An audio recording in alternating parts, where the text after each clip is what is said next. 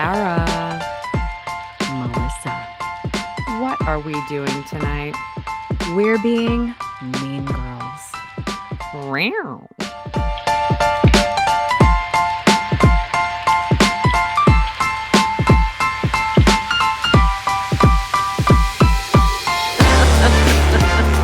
Oh, Sarah, we're not really mean girls, though, are we? I mean, I guess it depends on who you ask.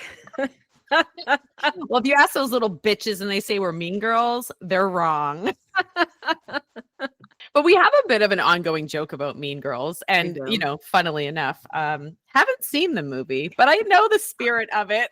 It's the most Melissa on-brand thing I've heard. But we do have an ongoing joke about the movie. We do. We certainly do. And it has to do with the character Gretchen Wieners, which, Melissa, if you had watched the movie, you would know who she was. But she is part of the Regina George clique. And she really is excited about trying to make the certain phrase like a catchphrase, and it's fetch. And she's just shot down every single time she tries to make fetch happen. And there's a famous quote from Regina George where she snaps at Gretchen, is like, stop trying to make fetch happen. And the joke is that within our master's group, which we're always waxing poetic about all the time, we had a reunion in 2023, which I really was gung-ho about making happen. Like really like 2020, 2021, 2022. I was like, okay. And we have a group page on Facebook, and that's how we all kind of have stayed in touch a little bit. And I kept putting these really earnest, and still do, by the way, put earnest posts up there to try to unite us as a group and to reunite us for what was our 15th anniversary of our master's class.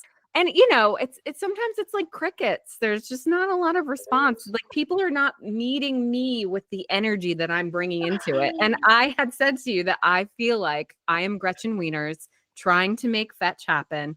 Nobody wants to make fetch happen. It did happen, and it was all because of you. Like you brought the energy and we responded. We just didn't respond maybe as soon and as enthusiastically as initially you had thought.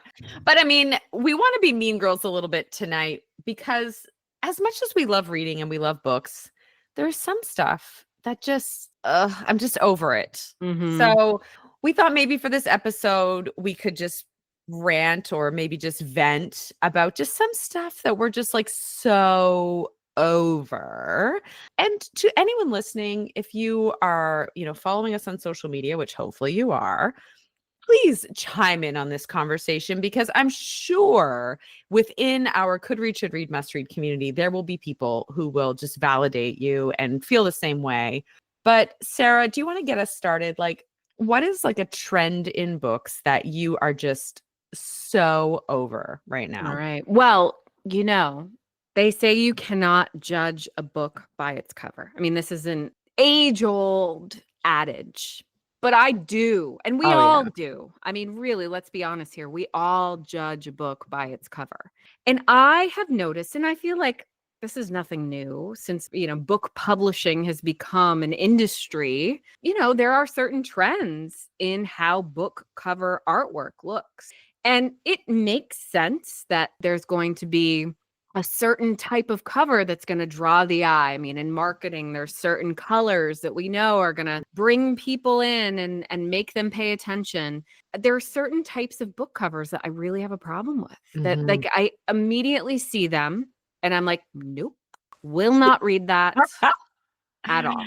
Now, they do happen to coincide with maybe a particular genre that I also am not like super fond of, but it is the primary or bold color cover with usually an animated man, woman, men, women doing some sort of activity, maybe sitting on the letters of the title and the author's name of the book.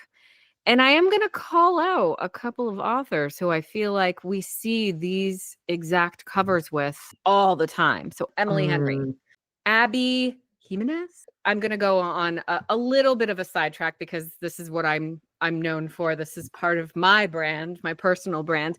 I have always been a really big guilty pleasure watcher of the Real Housewives franchise. And just stick with me for a second. The New York Housewives and one of the original housewives, Bethany Frankel, she ended up coming up with a brand of skinny girl margarita.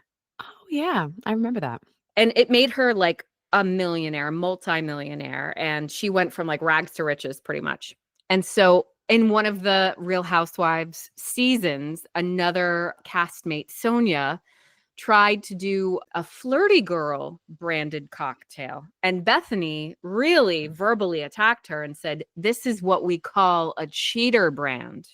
And how I'm bringing this back into book covers is that I feel like, you have an Emily Henry who is very popular. Her books sell. And so now any other book that's in that same kind of romance genre, they're kind of mimicking the color scheme, the kind of that like cartoonish animation, because they're hoping that people will associate this other book with like an Emily Henry book, and it'll make people want to buy them. So I get it. I totally get it. It just turns me off. It makes me feel manipulated, which we never really want to feel. No. And so I have just like across the board been like, nope, not gonna do it. No, and I grabbed a book off of my bookshelf when I knew this was going to come up. And it is amazing because I have not shown this to you as part of this conversation. The description you gave is like uncanny. Look at this. Yep. Bold colors, some sort of activity. And it's cheesy. And the funny thing about it to me is that when I pulled this one off the shelf, this one basically fell into my hands as if the book podcasting gods were like, yes, but choose me as well. How ridiculously similar. I know. Even like the same colors, like we're talking like pinks and yellows and oranges. And they're also just like walking in almost, I can't fit these both in the frame, but even like the way that their hands are almost holding is so similar. These two people running on a beach with such similar, it makes me think about like just we live in this AI generated society that it just feels like the type of thing you would type in and be like, generate me a book cover for a romance with a beach. And it's just like, boom, right there. I could make that on Canva. Not a sponsor. Yeah. And then connected to that would be some of the more recent romance novels, which, romantasy, romance, smut, if you will, has, kind of had a resurgence and is now like part of the zeitgeist when you think about it. And, when I think about like old school romance / smut, I think of Fabio. I think of like Harlequin romance. I think of that kind of artwork, which is like flowing hair, male, female, whoever, flowing hair, bare chested, somebody maybe being like kind of thrown back in a passionate embrace. So that was like of yesteryear, right? Now I feel like if I'm scrolling through my Goodreads to spy and creep on whoever I'm friends with on Goodreads and like what they're reading, I see a very similar style cover, and it's usually a black cover, and it's not an illustration. It looks like an actual photograph, and it's usually like maybe a man shirtless, very well-defined six-pack. Maybe he's holding a rose, but like I see it and I'm like, come on, guys. It's so funny how you mentioned about how it looks like a photograph. My mom wasn't much of a reader. I think someone gifted her like a set of Harlequin romances. Like I honestly don't think she ever read any of them. On the covers, they all had almost, it looked like a picture frame. There'd be like a golden picture frame. I don't think it ever actually was a photograph, but it was like the type of artwork that was like so close to being a photograph. I wonder what the psychology behind that is, because these books that I just held up, the current ones, the Abby Jimenez and Carly Fortune, like I think they're very much of the sort of, you need to imagine this is you. We can't give you too much information about who these people are because we want you to think it's whatever type of person you think is hot and whatever type of person you think you are. But the photographs were so specific. The one that I picture in my mind There's like this one particular one. And so I guess because there's one in particular that I recall in my mind, they're all just variations of that. Which I kind of think they are, really. Yeah, Yeah. 100%. But it's like the guy, but the girl is back onto him. Like, so Mm. she's sort of leaning into his chest or something. And Mhm. he's just standing there. I don't know. But yeah, so how about you, Melissa? What's a pet peeve of Yeah. yours? Yeah, I definitely get moments, when I'm reading and I'm like, are you kidding me? This again? And one of them is the use of chess as a metaphor in books. I am over it. I'm Sally Rooney. over it. Sally Rooney, I'm talking to you. First of all, in much the same way I don't watch movies, I don't fucking play chess either. So, like, to assume that every reader is going to be like, yes, expert move. The rook just took the king. Like, I just don't know why this is presumed to be such common knowledge that everyone would be like, just like in chess. Like, Crazy Eights to me is more accessible. Old maid. Go fish. So I read Intermezzo not that long ago, and it was subtle. I mean, no, it wasn't subtle. The cover of your book's literally a chessboard. It is. Yeah, not subtle at all. What am I talking about? One of the brothers is a professional chess player. Half the book's about him, but I just feel like it's such a reach. It doesn't do anything because if you don't know what they're talking about, it's just useless. I feel like, there's this association with chess and being like a highly skilled, highly intellectual game, like the highest of intellectual games. And so I feel like maybe people fancy themselves of like, oh, if I read a book and chess is a metaphor, then therefore I am more intelligent just for reading it. There is at our local library a chess board. William never fails to want to play it. And I'm like, we're just going to move these things around and pretend we know what we're doing because I have no idea. I don't even know how to set up a chessboard. I know nothing. Not only do I have zero interest in learning to play chess, I also then have zero interest in ever playing chess. Because it seems like one of those games that would be like, all right, hunker down, boys. There's a storm. No one can leave the house. We're all locked in here. And I think like strategy and stuff, I find it kind of stressful because it feels like a weird risk of being humiliated. That I'm like, if I come up with a strategy and then it fails, is it like, that's because I'm an idiot. I had a bad strategy. So I don't want to put myself out there like that for chess. Yeah. So the whole idea of it being like the ultimate metaphor for intelligent readers, don't deliberately make your book hoity-toity. That's stupid. So words were like, we need to strike a balance. You can't be so base and pathetic as to have these covers that we've discussed with the nondescript lovers almost holding hands running up a beach. But you also cannot be so highbrow that you have anything to do with chess in or around your book. Find the middle sweet spot somehow for readers like us. Yeah. All right, your turn. What are you like so over in books? I am going to admit with this next one that I am a hypocrite. I truly, I mean, just in all facets of life, I am a hypocrite.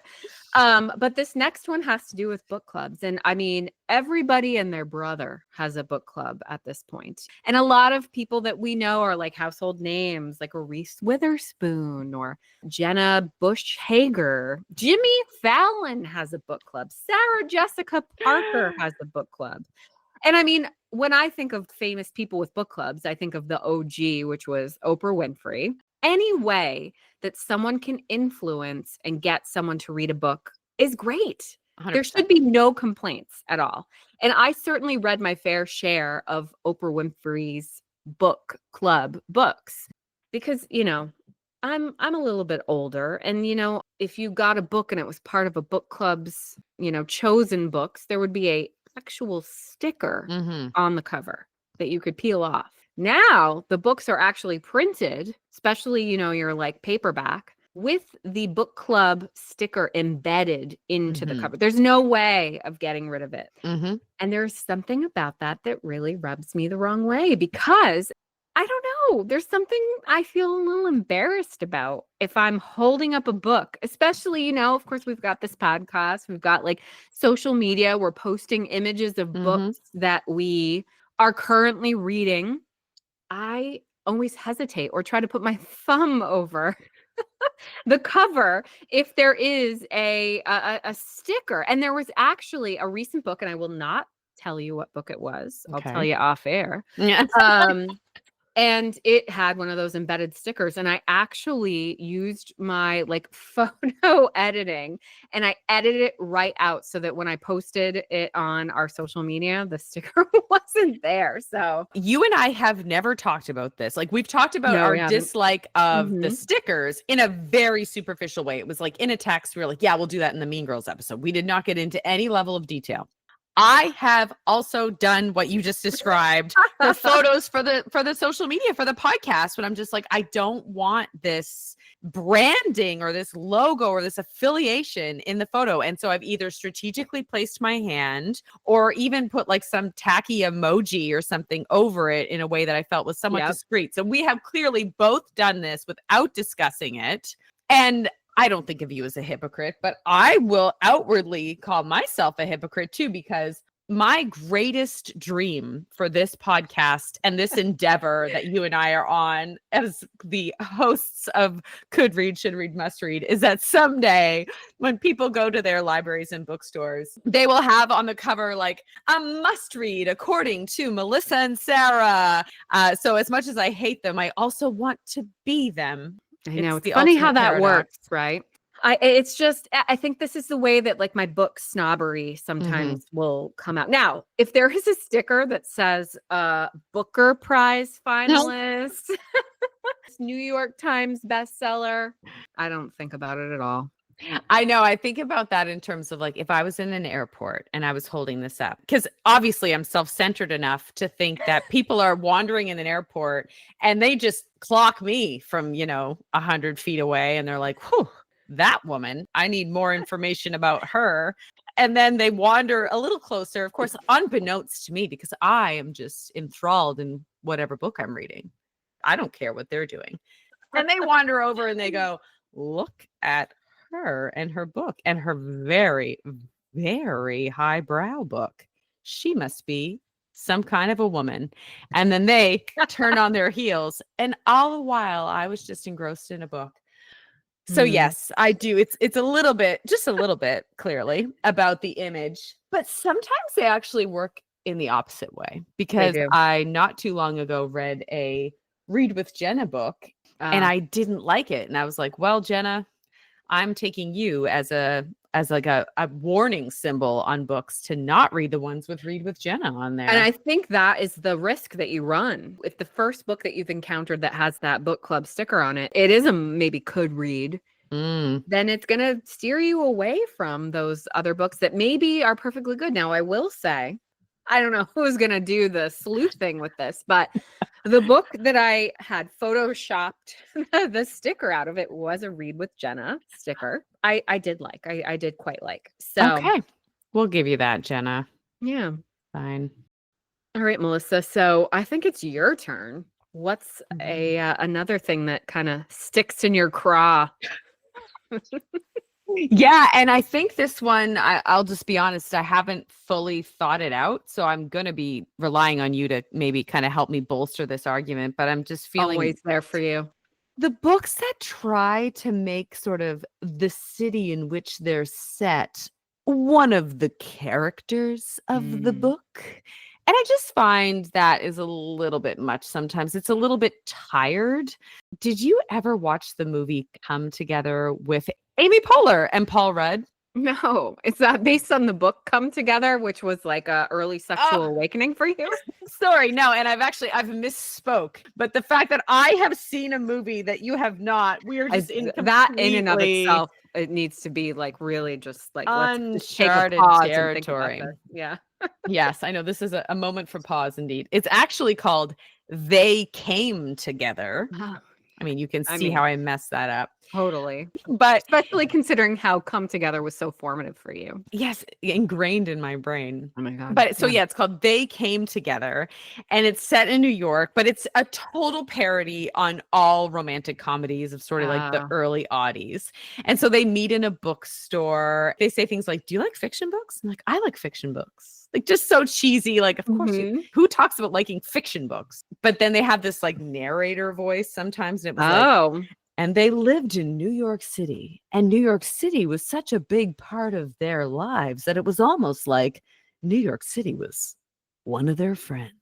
Because that was a big thing too, I think, in the early 80s. I mean, think of Sex in the City. Oh my God. The first thing I thought of when you said that. Even like Tomorrow and Tomorrow and Tomorrow. I think the way that they have the city of Los Angeles factor into that story is very much like the place is meant to be a character. And this is a bit niche. So for listeners who are in Atlantic Canada, particularly in Newfoundland, I mean, Newfoundland writers love to exploit like Newfoundland as a place and its role in the literature as basically a character in the book.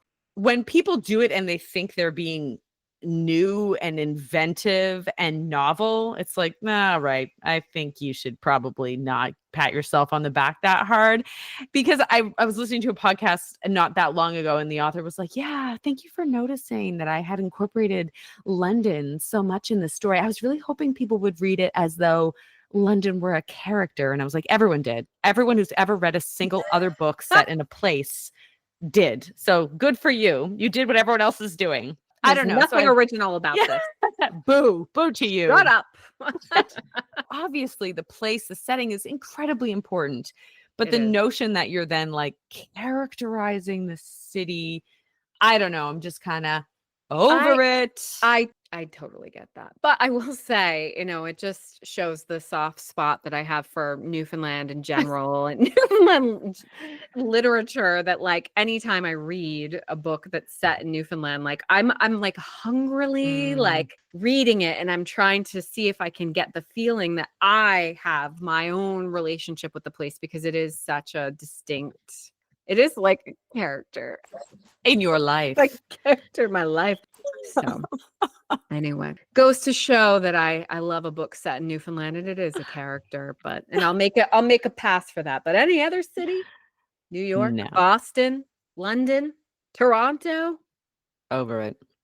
But it's interesting because a book that does feature a city really well can be so good. I think it was 2 summers ago. It was right before we started the podcast, actually, because it was this summer that I read Really Good, actually. And I also read a book called Mudflowers, written by my friend Allie Waterman, which is largely set, or at least half set, in Toronto. And Really Good actually is set primarily in Toronto. And I remember like kind of at the end of the summer, and people were like, "Oh, how's your summer?" And I had to actually stop myself at one point, because I almost said to someone like, "I spent some time in Toronto." And I was like, "No, you didn't. You just read 2 books that very vividly describe Toronto. You weren't actually there." But somehow I felt like I was. And I mean, what a testament to like amazing writing and amazing creation of atmosphere, that I had to stop myself from telling someone I had traveled to a place where I had not physically been. Yeah. But interesting, and this is a bit of a tangent. Is it a tangent or a segue? We'll find out at the end, I guess. A couple of days ago, I was in Toronto. So in the lead up to that trip, I was like, I want to read something set in Toronto. You'll remember before we went to Boston, I read Run by Anne Patchett, which was set in Boston. Just this sort of like, I don't know, I do find it kind of exciting when you get there and it's like, oh, they talked about this street, or they were in this park or whatever.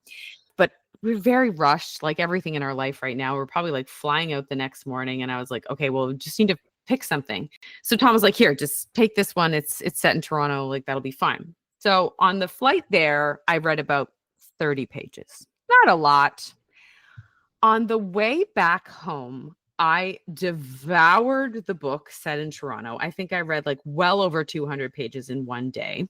But thank God I didn't read it with that same tenacity on the way to Toronto because it was all about a serial killer Oh my God. in the city of Toronto. Paranoid.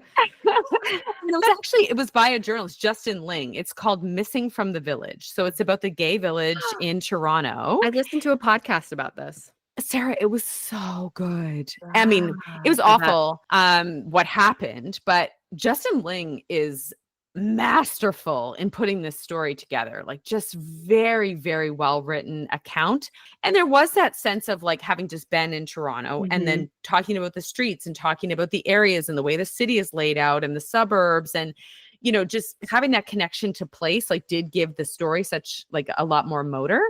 So all this to say, yes. Do I hate it when people really overtly and in really cheesy, tacky ways try to exploit the city in which the book is set? Yes, I do. I'm a mean girl. I hate it. Just stop it. But having said that, when it's done well, it is very, very nice. That's true. Again, striking a balance, right? It's I know, right? You gotta have, you know, don't give me chess, but no, I'm smart. Give me checkers. Meet me in the middle with a healthy game of strategic checkers. We'll call it even. One thing I feel like you will relate to, and I have no concrete example of it. Okay. And that was partly why I was like, I can't call this one of my mean girl pet peeves because I literally could be like, it bothers me, but I don't remember anywhere I ever saw it ever. But I have read on multiple occasions, I'm sure, and probably mostly in like YA fiction, girls who were like, and then I just ran in the bathroom of the mall and washed my face. No, you didn't. Unless you were in a really bad place in your life. No one's washing their face in the mall bathroom. They just aren't. And I always think that about like, so you just washed your face? Do they even have water? towels these days? Are you putting your face under that blue light? The Dyson air blade? You wear makeup? Is your mascara now streaked down your face? That's what I always come back to is like, so when they say, and I was so overwhelmed and so overcome, I splashed water on my face. And like, yeah, you smeared your mascara everywhere. Plus you got your bangs wet. So they were all frizzing out everywhere. No, that has never happened in the history of the world. Especially if you're a woman. Maybe if you're a man, maybe. No man's ever had their feathers ruffled and thought, a little water on my face will clear this up. That is, truer words have ever been spoken. Excuse me, gentlemen. I need to go splash a little water on my face. All this discussion of the statistics of our favorite sporting team. My fantasy football team is doing badly this season. Excuse me, what? Splash some water on my face. You know where it would have happened?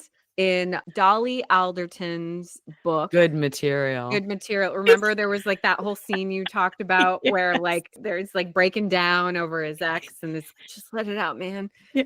He went to the bathroom and all his buddies, they lean in, they're like, yeah, they're like, man, did you try splashing some water on your face? Oh man. I know it's British. It's like, and then the lads told me, go splash some water on your face. You know what? I did. And then I married Meghan Markle. I'm like crying over here. She's the next person to get a book club. She must already. 1,000,000,000%. She's making jams. She's got a lifestyle show. I mean, the book club is next. It's a slippery slope from making jams to book clubbing. It is. I mean, they go hand in hand. Jam and jam. They go jammed and jam.